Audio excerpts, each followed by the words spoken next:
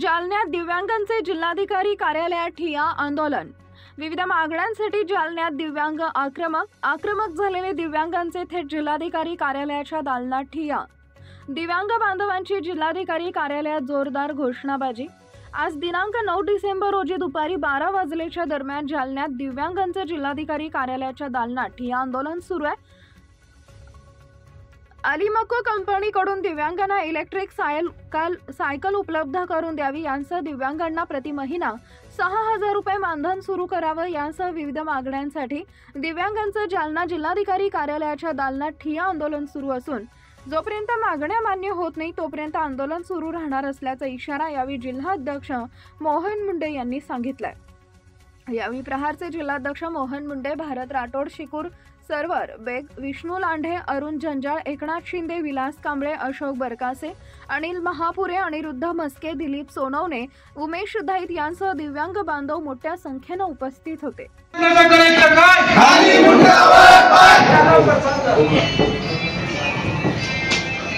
आमच्या मागण्या पूर्ण करा नाहीतर तुमच्या खाली करा। आमच्या मागण्या पूर्ण करा नाहीतर तुमच्या खाली करा।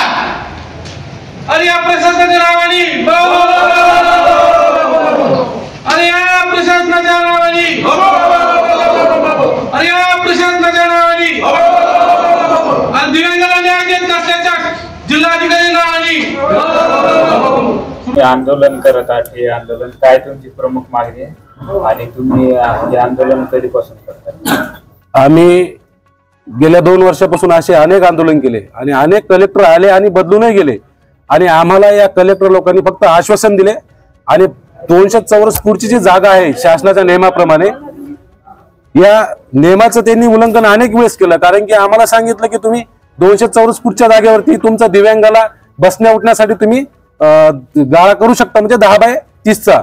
आणि आम्ही आंबडमध्ये तहसील समोर 10x30चा गाळा आंबड तहसीलदार विजय चव्हाण, आंबडचे उपविभागीय अधिकारी पाटील सर आणि आंबडचे सीओ मनोज उकिरडे यांच्या म्हणण्यानुसार 200 चौरस फूटचा गाळा सुद्धा केला।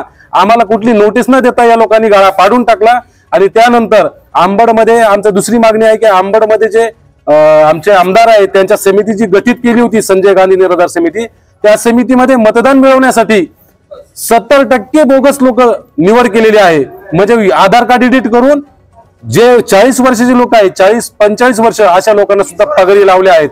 आणि त्याच्यानंतर अजून दुसरी मागणी अशी आहे की आंबडमध्ये अलिमको कंपनीचं जे साहित्य आलं होतं, माननीय खासदार होते मागचे रावसाहेब दानवे पाटील यांच्या काळामध्ये म्हणजे आमचे दिव्यांग बांधव ज्यांना चालता येत नाही अशा दिव्यांगाला इलेक्ट्रिकल सायकल आली, पण खासदार साहेबांनी ती सायकल भोकरदन मध्ये देऊन टाकली का हे त्यांचा मतदारसंघ आहे। पण आमच्या आंबड मधल्या दिव्यांगाची सायकल तुम्ही तिकडे कशी देताय? म्हणजे असा सुद्धा अलिमको कंपनीमध्ये भोळ करून टाकला। आणि त्याच्यानंतर जालन्याची जी नगरपालिका आहे या नगरपालिकामध्ये 19 लाख रुपये दिव्यांगाचा 5% निधी कोणालाच वाटप न करता गायब करून टाकलेला आहे। हे आमच्या प्रमुख मागण्या आहेत आणि याच्यामध्ये आंबडला जे 200 चौरस फूटचा गाळा पडला, जे दिव्यांग बांधवांनी आम्ही सगळ्यांनी कोणी भीक मागून गोळा करून ती गाळा उभा केला होता दिव्यांग सेंटर, ते पाडलं। या अधिकाऱ्यावर योग्य ती कारवाई करावी नसता आजच्या आमच्या मागणीचा प्रमुख उद्देश असा आहे की आम्हाला शासनाने आत्महत्या करण्यास परवानगी द्यावी। आम्ही सगळे लोक आज इथून एक तर इथं आत्महत्या करणार नाही तर इथून आम्ही जाणार नाही। आम्हाला प्रशासनाने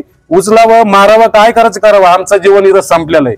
याच आमच्या प्रमुख मागणी आहे। जिल्हाधिकाऱ्यांनी तुमच्याशी आता चर्चा केली, बरेच आश्वासन देखील दिले, त्या आश्वासनावर तुमचा भरोसा नाही का? आम्हाला जिल्हाधिकारी यांच्यावर कुठलाही भरोसा नाही, कारण की याच्या अगोदर 3 जिल्हाधिकाऱ्यांनी आम्हाला सेम असेच आश्वासन दिले, परंतु कोणत्याही अधिकाऱ्यांना ते जिल्हाधिकाऱ्यांना ते पूर्ण न करता इथून बदल्या करून गेलेले आहेत। यांची सुद्धा काय गॅरंटी हे पूर्ण करतील का नाही, त्याच्यामुळे आम्हाला यांच्यावर सुद्धा भरोसा नाही। एकतर कारवाई करा, अन्यथा आम्हाला सर्व दिव्यांगाला आत्महत्या करण्यास परवानगी द्यावी।